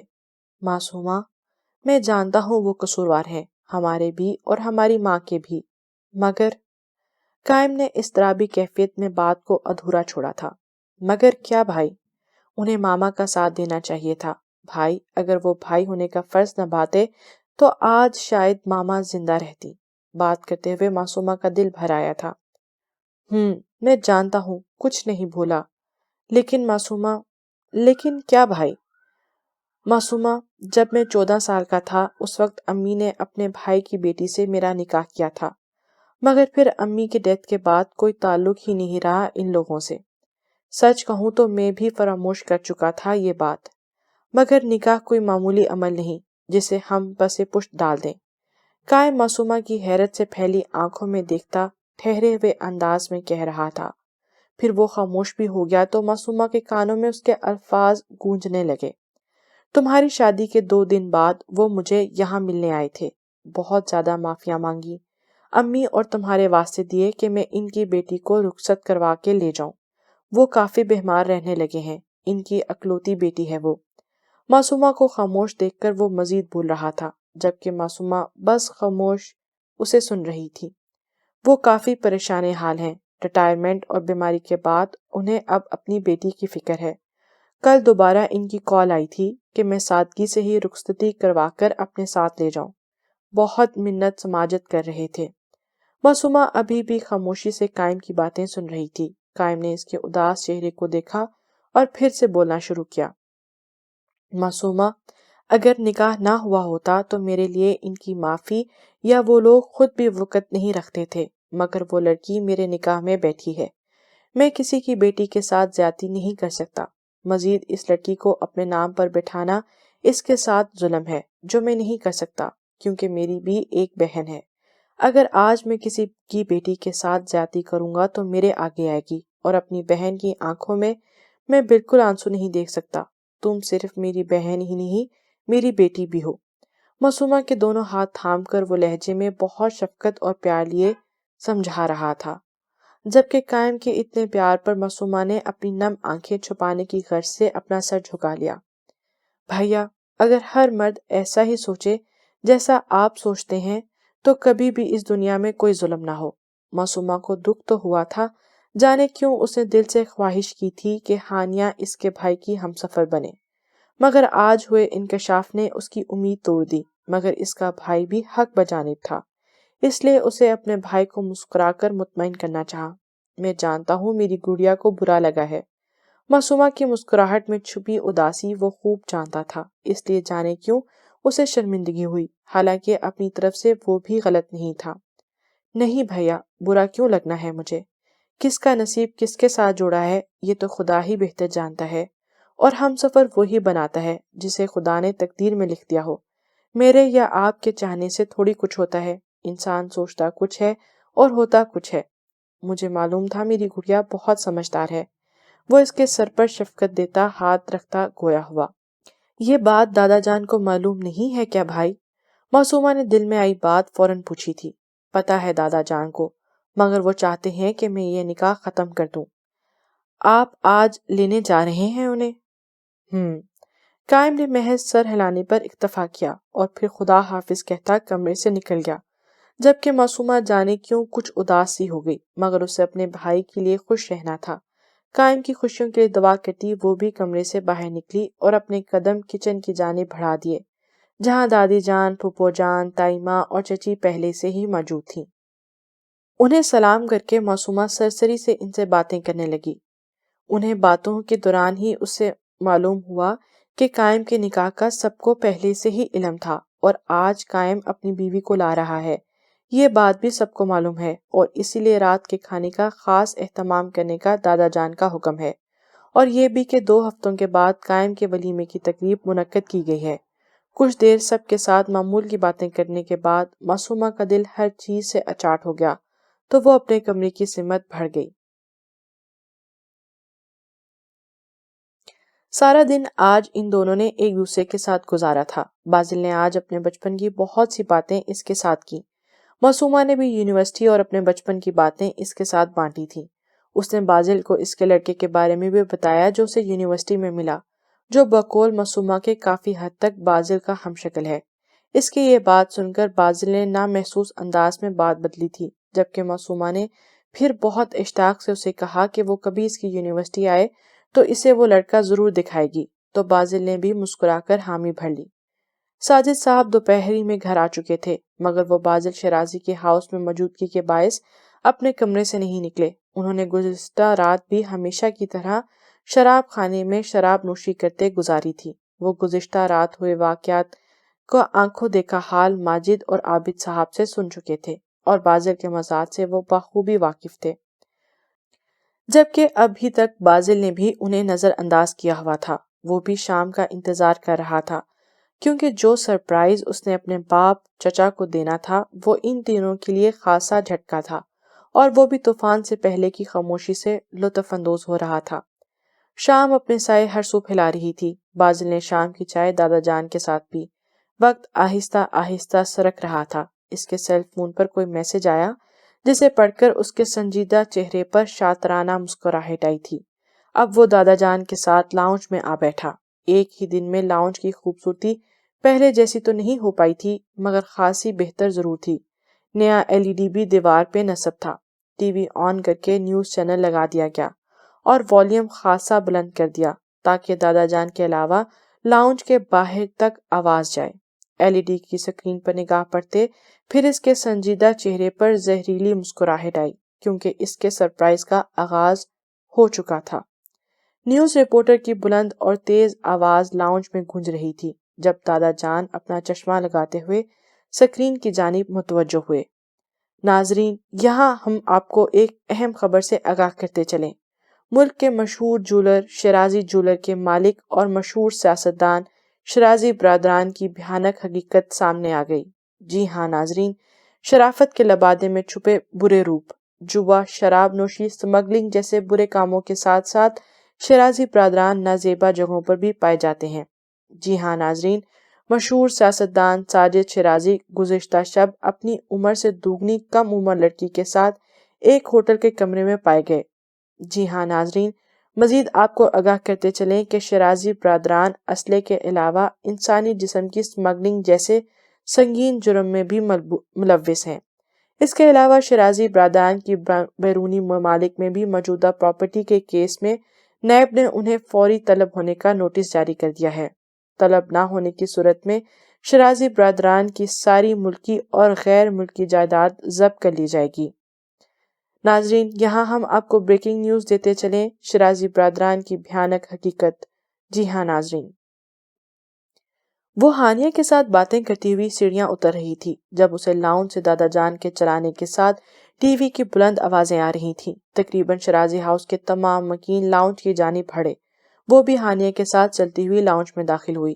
لاؤنج میں اس وقت سب موجود تھے۔ ماجد، ساجد، عابد صاحب کے چہرے پر ایک رنگ آ رہا تھا تو دوسرا جا رہا تھا۔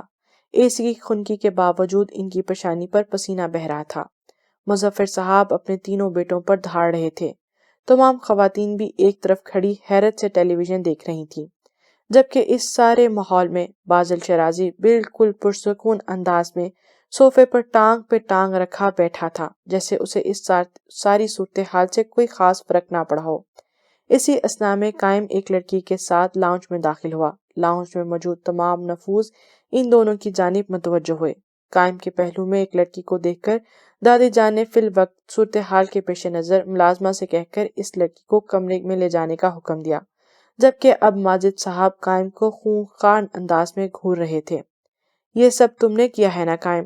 تمہیں شرم نہیں آتی اپنے باپ تایا کی عزت کا جنازہ نکالتے ہوئے؟ ماجد صاحب کی چنگارتی آواز لاؤنج میں گونج رہی تھی، جبکہ دادا جان سمیت سب اب قائم کی طرف متوجہ تھے۔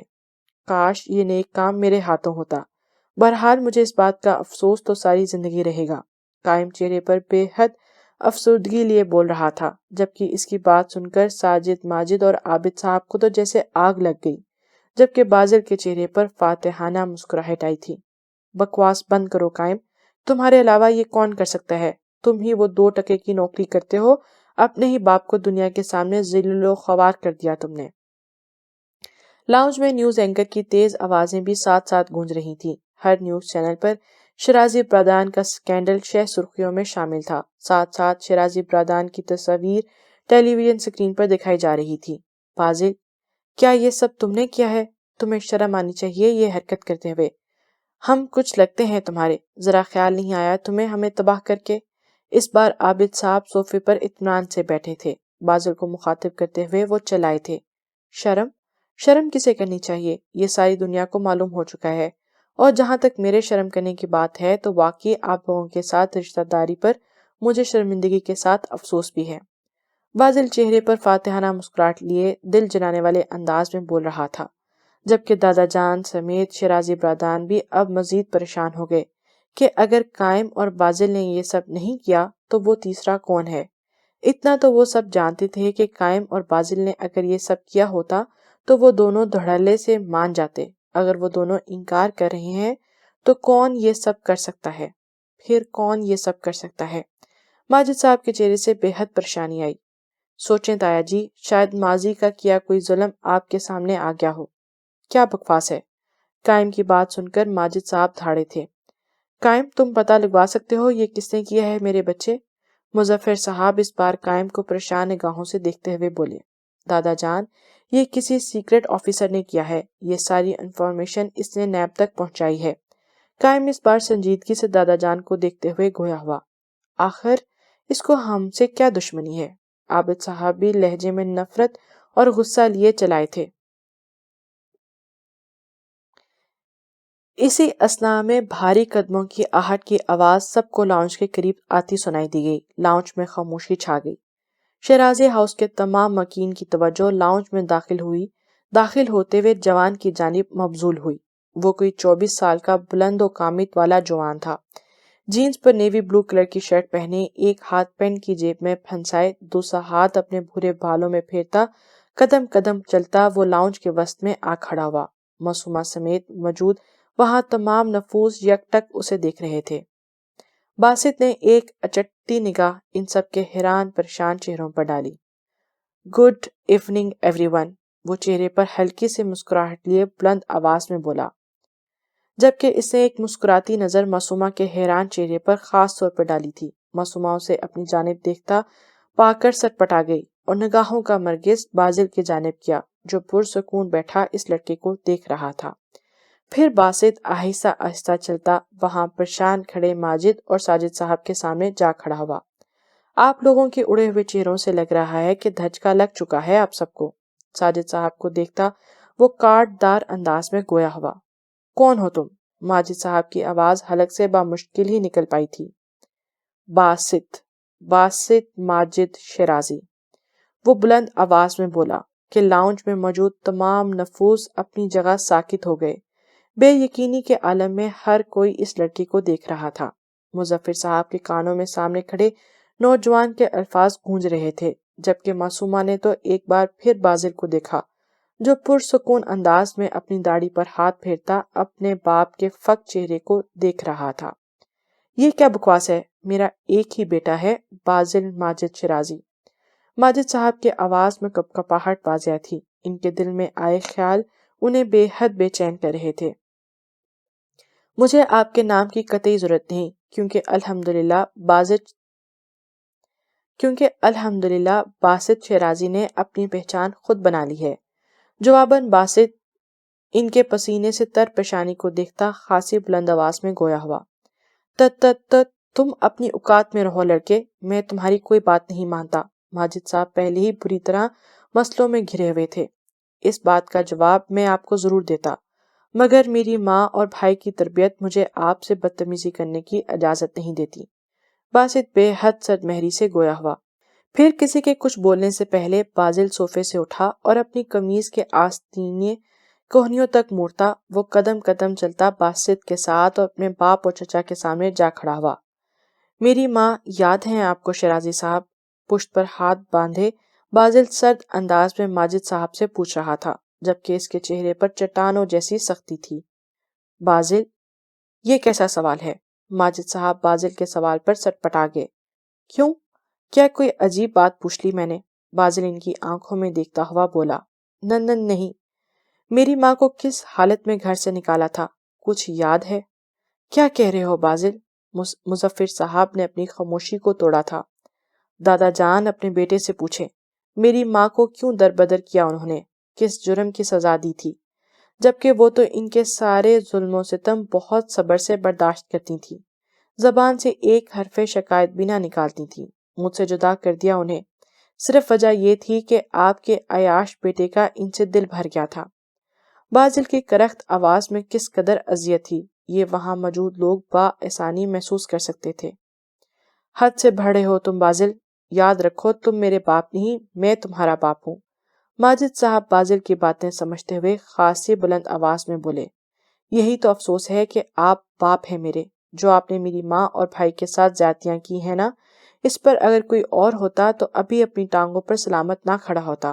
صرف اپنی ماں کا ہی نہیں بلکہ شیرازی ہاؤس میں موجود ہر عورت پہ ہوئے ظلم کا حساب دینے کا وقت آ چکا ہے۔ ملک چھوڑ کر بھاگنے کی غلطی ہرگز مت کیجیے گا آپ تینوں، کیونکہ آپ آپ تینوں بچ نہیں سکتے۔ ڈیئر شرازی برادرز، بازل بے حد سرد مہری سے بول رہا تھا۔ سب کی کاٹ دار نگاہیں ان تینوں پر تھیں۔ مزید ان تینوں کا وہاں رہنا محال ہو گیا، اس لیے فوراً نگاہیں چرائے وہ تینوں لاؤن سے نکل گئے۔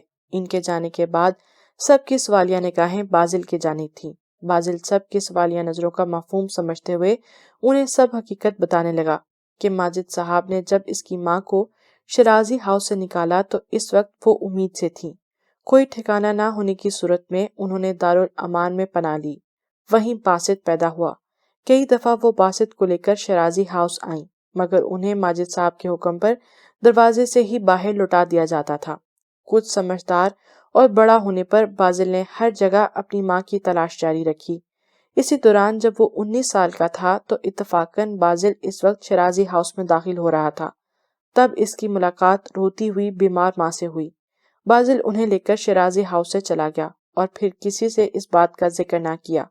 کئی سال وہ اپنی ماں کو مناتا رہا کہ شرازی ہاؤس میں رہنے کا ان کا بھی حق ہے، مگر وہ یہ کہہ کر ٹال دیتی کہ انہیں ان دونوں کے بیٹوں کے علاوہ کچھ بھی نہیں چاہیے۔